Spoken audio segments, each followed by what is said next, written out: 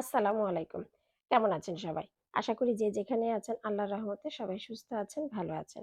আমিও আলহামদুলিল্লাহ ভালো আছি। বারবার কথা দিয়েও আপনাদের সাথে রেগুলার হতে পারছি না। আসলে আমার ছেলের পরীক্ষা এবং আমার নিজেরও কিছু কাজ থাকাতে হঠাৎ করে খুব বিজি হয়ে পড়েছি। তাই রেগুলার কোনো কিছুই আপডেট করতে পারছি না। যদিও প্রতিদিনকার রান্না তেমন স্পেশাল কিছু না, তাই আসলে আগ্রহ করে এতদিন পর্যন্ত দেইনি। কিন্তু আপনাদের সাথে কথা বলতে হলে এই তো একটা উপায়। তাই ভাবলাম আবার কিছু রান্না আপনাদের সাথে শেয়ার করি।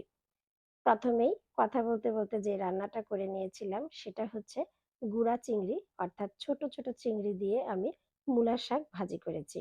চিংড়ি মাছের পরিমাণটা একটু বেশি দিয়েছিলাম, কারণ আমার খেতে খুব ভালো লাগে। যে কোনো ভাজিতেই আমার চিংড়ি মাছটা খুব ভালো লাগে। আমি বিভিন্ন সময় বিভিন্ন রকম শাকের সাথে এবং করলা ভাজির সাথে চিংড়ি মাছটা ব্যবহার করে থাকি। এই তো দ্বিতীয় রান্নাটাও শুরু করে দিলাম কথা বলতে বলতে। প্রথমে মসলা একটু কষিয়ে নিয়েছি। এতে আজকে রুই মাছের কোরমা করতে চাচ্ছিলাম, বাট বাদাম বাটাটা আমি স্কিপ করে গিয়েছি।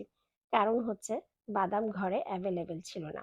বাদাম ছাড়া আর বাকি সব উপকরণ একই রকম আমি রেখেছি। আমার ভিডিওগুলো যদি ভালো লাগে অবশ্যই আমার পেজে একটা লাইক এবং ফলো দিয়ে পাশেই থাকবেন।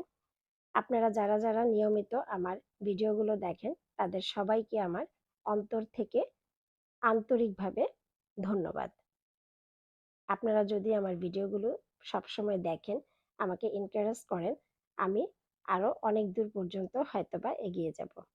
আমি আসলে একটা প্ল্যান নিয়ে এগোচ্ছি। প্ল্যানটা যদি সফল হতে পারে তাহলে তো ভালো। আপনারাই দেখবেন সামনে কিছু সারপ্রাইজ আছে। আমি চেষ্টা করছি নতুন কিছু করার জন্য। তার জন্য এই পেজটা আসলে চালু করা। তবে সাহস হচ্ছে না, বা বলতে পারেন সময় কুলাচ্ছে না। তবে হ্যাঁ, প্ল্যানটা আমি একদিন না একদিন ইনশাআল্লাহ সফল করব। আমার ভিডিওগুলো ভালো লাগলে অবশ্যই লাইক এবং ফলো দিয়ে পাশেই থাকবেন। আমার ভিডিওগুলো এতক্ষণ ধৈর্য সহকারে দেখার জন্য আপনাদের সবাইকে আন্তরিকভাবে ধন্যবাদ। আল্লাহ হাফেজ।